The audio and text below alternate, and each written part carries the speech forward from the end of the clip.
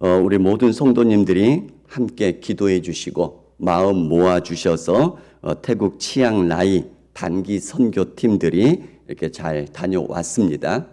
원래 우리가 계획하기로는 초등학교와 조인을 해서 학교에 들어가서 전교생을 대상으로 전도, 그러니까 놀이 행사도 진행하면서 전도를 하기로 했었습니다.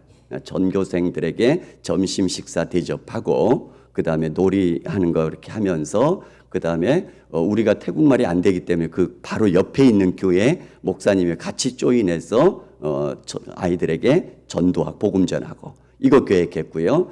또 하나는 우리 아디슨 조이풀 교회 거기 아이들이 주로 많이 나오는 대학교에 가서 직접 전도하는 거 요걸 계획을 했었습니다. 그런데 홍수가 났죠. 그러다 보니까 많은 가정들이 잠겨 버렸었고요. 교회들도 잠겼고 학교도 잠긴 데가 있고요. 그러다가 우리가 가기 바로 며칠 전에 이틀 전인가요? 학교가 방학에 들어가 버렸답니다. 왜냐하면 수업이 잘 안 되니까요. 그러니까 학교 가서 전도하려고 했는데 다 물거품이 돼 버렸습니다. 그 다음에 대학교 가서 전도하려고 그랬는데 학생들이 거기도 방학을 해버렸으니 이것도 잘 안 되는 상황이 돼버렸습니다. 그런데 하나님께서 어떻게 인도하셨냐면 수해가 나서 우리가 구제연금을 했지 않습니까? 그 구제연금이 성북시찰, 우리 교회가 속해 있는 성북시찰에 있는 교회들이 십시일반 구제연금을 해서 약 1,200만 원 모아가지고 거기에서 미리 준비를 하게 했는데 지금 짐들이 다 잠겨가지고 이불까지나 이것들이 다 버렸고요. 근데 지금 가난해서 살기는 어렵고, 근데 겨울은 되고 이제 추워지고, 거기는 난방시설이 없으니까요.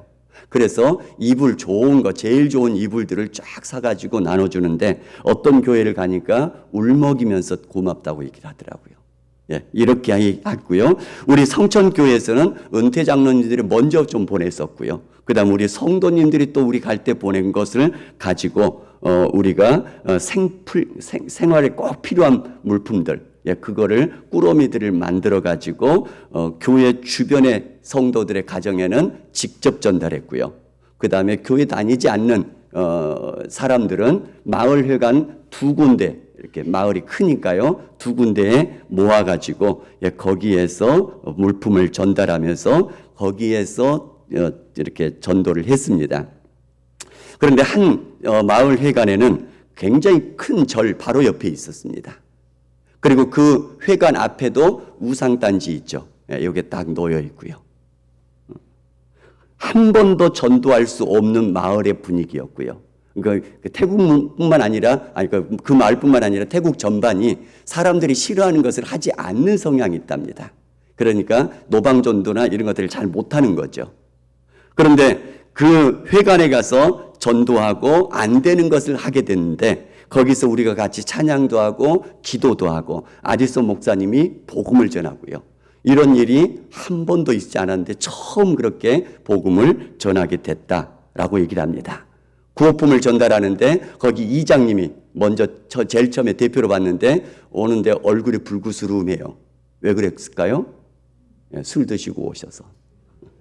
그럼에도 감사하다고, 온 거기 모여있는 마을 사람들이 감사하다고 하면서 그걸 받고 고마워하고 그 다음에 복음도 고스란히 다 듣게 되고, 그러면서 복음을 또 다른 방향으로 전하고 왔습니다. 거기에 대한 사진만 잠깐 보도록 하겠습니다. 한 마을 회관에서 지금 아디슨 목사님이 복음을 전하고 있는 그런 모습이고요. 그 다음에요, 우리가 같이 찬양을 했고요. 축복하는 찬양을 했고요. 저분이 이장님이십니다. 불구스러움해 가지고 왔고요. 그 다음에요, 저 왼쪽에 보면 무상단지 있죠. 그런 데서 찬양을 하고 기도하고 복음도 전하고 내려주시기 바랍니다. 원래 계획했던 초등학교, 대학교 전도는 갑작스러운 그 홍수 때문에 취소가 됐습니다. 할 수가 없는 상황이 되어버렸습니다. 그런데 하나님께서는 오히려 더 좋은 전도의 문을 열어 놓으셨더란 얘기죠. 아무도 할 수 없었고 할 수 없는 상황인데 하나님께서는 할 수 있도록 문을 열어 놓으셨더란 얘기입니다. 모두가 다 생필품을 받으면서 감사하다고 하면서 복음까지 고스란히 듣게 되어지는 그런 일들이 있게 하셨습니다. 우리 단기 선교팀들은 성천교회 모든 성도님들을 대표해서 간 거고요. 또 우리 성도님들은 수액 구제연금을 십시일반으로 해주셨고 또 기도해 주셨고 이 모든 일들이 우리 교회 모든 성도님들이 함께 이루어진 것이라고 믿습니다. 다시 한번 모든 분들께 감사드립니다. 자, 그런데 이 얘기를 왜 꺼내느냐? 설교 시간에. 하나님께서는 우리가 오늘 말씀을 암송하는 구절에서 빛도 짓고 어둠도 창조하셨고요. 평안도 짓고 환란도 창조하셨습니다. 어둠과 환란을 문자적으로 창조했다 이런 의미가 아니라 어둠과 환란까지도 하나님께서는 선하신 뜻대로 이루어 가신다는 얘기입니다. 이끌어 가신다는 얘기입니다. 그러니까 하나님께서 어둠을 창조하셨고 환란을 격도로 만드셨다 이런 의미가 아니라 어둠도 있고 환란도 있지만 물론 어둠도 하나님께서 만드셨습니다만 어둠도 있고 환란도 있지만 그 환란이 우리를 주저앉게 만드는 것이 아니라 하나님께서는 오히려 그 모든 어둠과 환란을 사용하셔서 다스리셔서 하나님이 왕이 되어주셔서 이끌어 가신다는 얘기입니다. 어떻게 해요? 선하신 뜻으로 하게 만들어 주실 것이란 얘기입니다.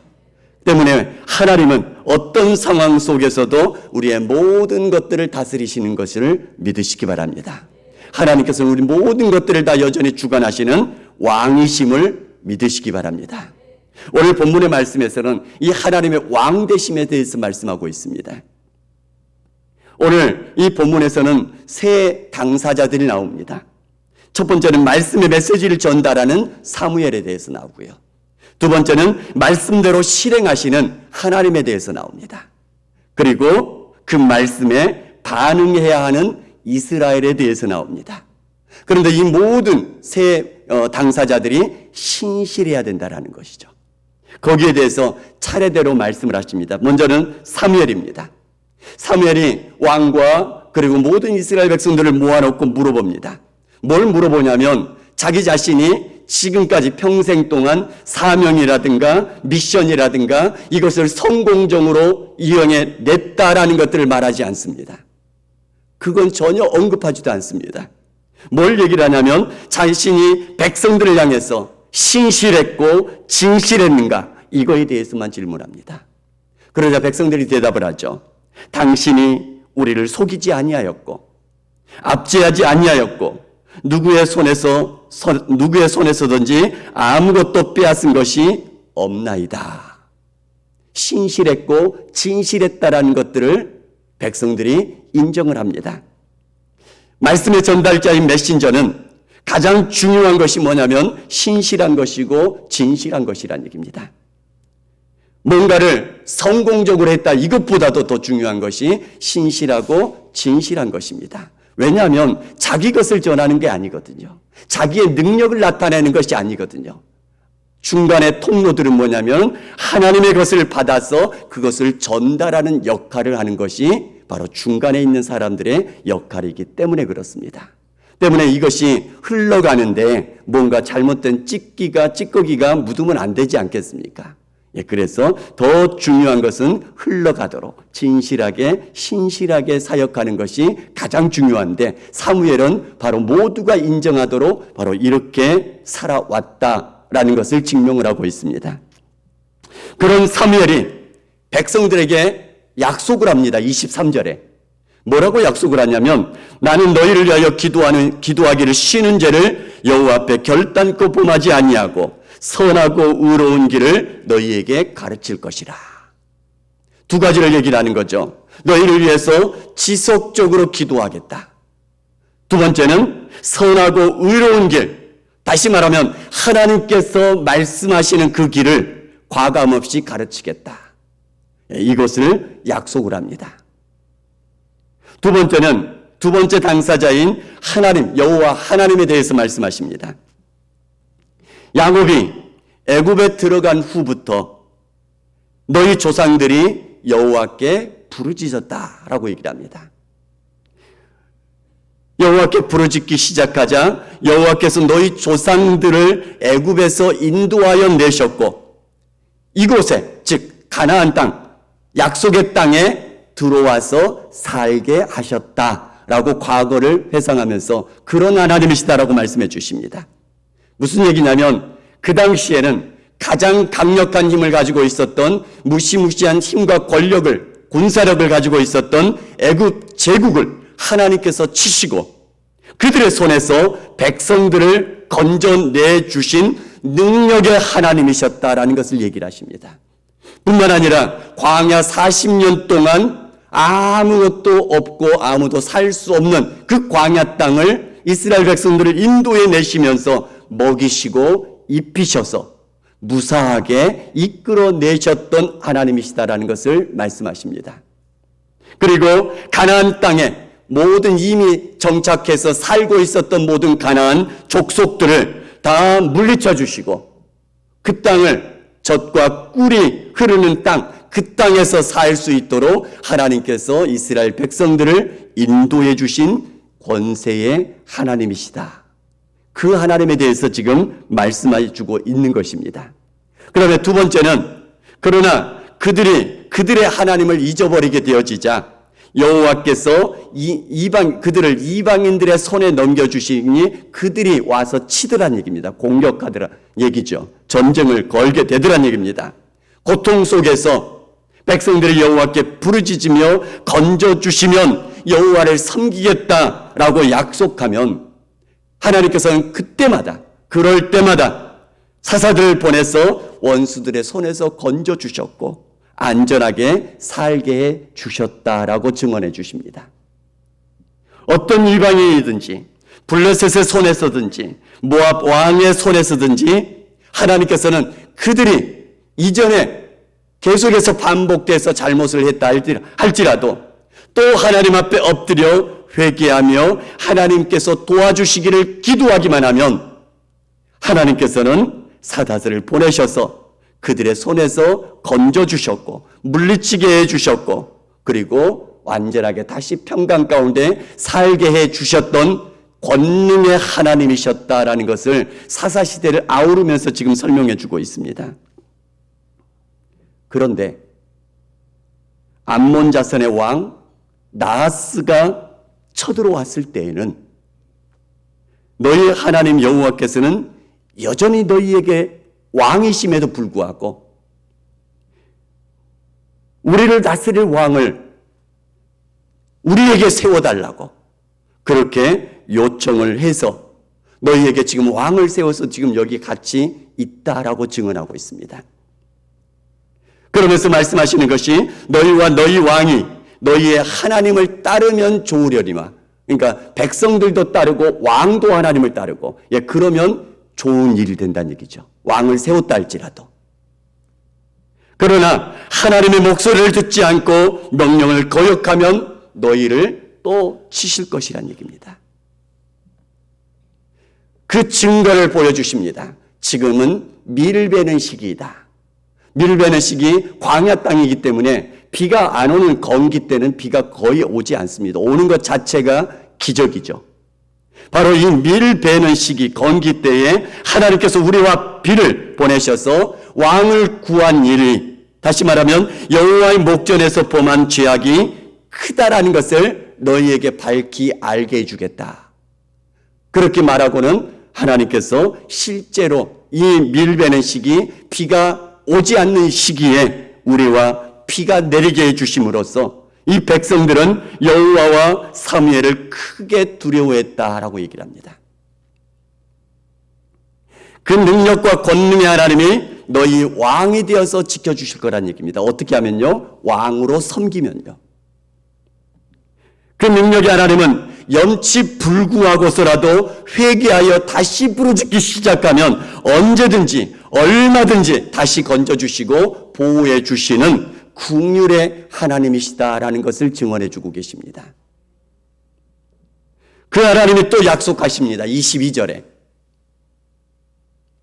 여호와께서는 너희를 자기 백성으로 삼으신 것을 기뻐하셨으므로 죄를 또 짓고 짓다 할지라도 그래도 여전히 기뻐하신다는 얘기입니다. 기뻐하셨으므로 여호와께서는 그의 크신 이름을 위해서라도 자기 백성을 버리지 아니하실 것이라. 다시 말하면 자기 백성 삼으신 것 기뻐하셨기 때문에 절대 포기하지 않으실 거란 얘기입니다. 그러면서 자신의 크신 이름을 위해서라도 자기 백성들을 결코 버리지 않을 것이다 라고 하나님 당사자 중에 한 분이신 하나님에 대해서 신실하심을 말씀해 주고 있습니다. 그러니까 중간에 전달하는 사무엘의 신실함도 얘기를 했고요. 그 사무엘도 끝까지 사명 다하겠다 얘기했고요. 하나님의 신실하심도 얘기하셨고 하나님도 분명히 버리지 않을 것이라고 약속해 주십니다. 그러면서 마지막 당사자인 백성들에게 말씀합니다. 24절에 너희는 여호와께서 너희를 위하여 행하신 그 큰 일을 생각하여 오늘 그를 경외하며 너희 마음을 다하여 진실히 섬기라 라고 말씀하고 있습니다. 그런데 이스라엘 백성들이 출애굽하고 나서 사사시대를 사는 동안 하나님을 버린 적이 없습니다. 계속해서 예배 드립니다. 계속해서 제사 드립니다. 계속해서 하나님 앞에 나와왔습니다. 그런데 무엇이 문제냐면 제사도 드리면서 바알과 아스라도 같이 쫓았다는 얘기입니다. 제사도 드리면서 제물을 따라서 나아가더란 얘기입니다. 이것을 하나님께서는 바로 하나님을 버렸다라고 표현한다는 얘기입니다. 그러니까 완전히 하나님을 버리고 우상을 완전히 따르는 것, 이것만을 하나님을 버렸다라고 표현한 것이 아니고요. 하나님도 여전히 제사를 하나님 앞에 제사도 드리면서도 우상의 그 우상들을 따르는 것, 그것까지 같이 하는 것을 하나님을 버렸다라고 표현하고 있다는 얘기입니다. 그러면서 하나님만을 온전히 섬기라라고 명령합니다. 하나님만을 왕으로 삼고 살아라라고 명령하고 있다는 얘기입니다. 그 말은 어떤 일은 하나님을 의지하고 어떤 일은 세상을 의지하고 돈을 의지하고 그렇게 살지 말란 얘기입니다. 모든 일에 하나님을 왕으로 섬기라라고 선포하고 있습니다. 어떤 상황 속에서도 하나님 앞에 엎드려 부르짖기 시작하면 염치 없지만 그래도 하나님 앞에서 여전히 엎드려 나아가서 부르짖기 시작하면 하나님께서는 여전히 지키시고 보호하시는 그 하나님으로 나타내 보여주시겠다 약속해 주고 계시는 것입니다. 이 세상의 어떤 것들이라도 하나님보다 우위에 두지 말고 하나님을 왕으로 경외하며 섬기며 살면 하나님께서는 여전히 지키고 보호해 주실 것이란 얘기입니다.